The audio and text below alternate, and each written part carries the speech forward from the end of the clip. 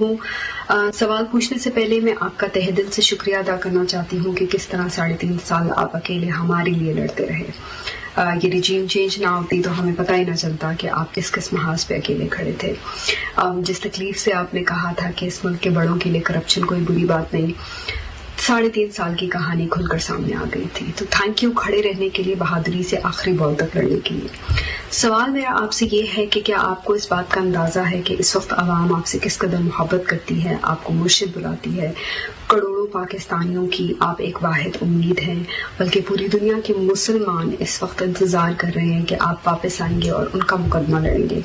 تو کیا آپ کو اس پریشر سے کچھ گھبراہٹ ہوتی ہے یا ڈر لگتا ہے کہ اگر آپ ہار گئے تو آپ اکیلے نہیں ہاریں گے، بہت سارے لوگ آپ کے ساتھ ہاریں گے؟ بس میرا یہی سوال تھا، اپنا بہت خیال۔ دیکھیں میں آپ کو ایک بات بتاؤں، میں کبھی بھی جو بھی زندگی میں کام کیا ہے، میں کبھی یہ نہیں سوچتا کہ میں ہاروں گا، کیونکہ یہ جب آپ ہارنے کا سوچتے ہیں نا تو آپ جیت ہی نہیں سکتے۔ جو ہیومن مائنڈ ہے نا، جو ہمارا ذہن ہے، وہ ایک وقت پہ ایک ہی چیز سوچ سکتا ہے کہ یا میں جیتوں گا اور یا میں ہار نہ جاؤں۔ وہ ایک مائنڈ پہ دونوں چیزیں نہیں سوچ سکتا۔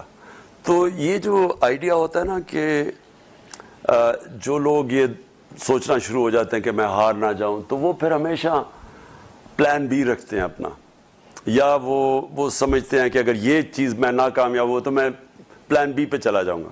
میں کبھی زندگی میں ایسے نہیں سوچا۔ میں جب بھی کوئی فیصلہ کرتا ہوں تو وہ پھر ہوتا ہے اینڈ تک، پل یعنی کشتیاں جلا کے، کہ اس کے بعد کبھی واپسی کی روٹ نہیں ہوتی۔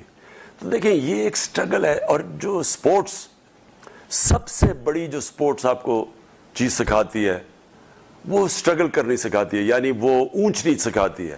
وہ آپ کو سب سے بڑی چیز کیا سکھاتی ہے کہ زندگی ایک سٹریٹ لائن میں نہیں جاتی، زندگی اونچ نیچ کا نام ہے۔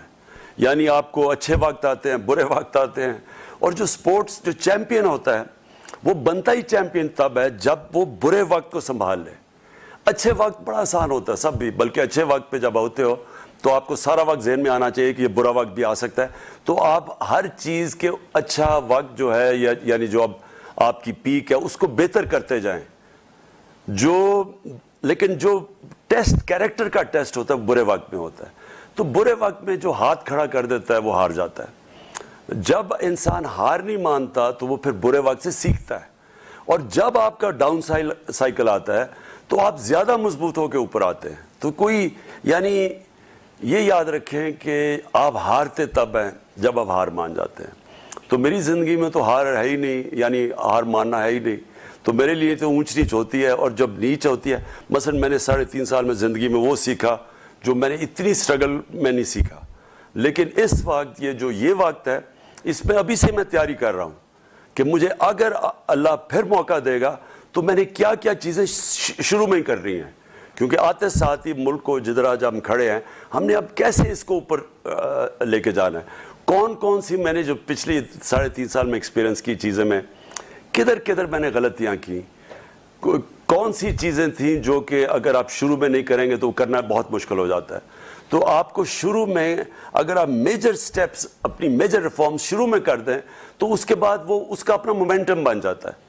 لیکن ایک تو مجھے چیلنجز اتنے زیادہ تھے، یعنی اکانومی کا اتنا بڑا چیلنج تھا کہ، اور پھر ہماری اتنی کم ایک کولیشن گورنمنٹ، وہ سارا وقت ہم وہ گورنمنٹ ہی سنبھال رہے ہوتے تھے، اس کو کبھی کوئی بلیک میل کر رہا ہے، کوئی کر رہا ہے، ایک تو وہ سنبھالنی بڑی مشکل تھی۔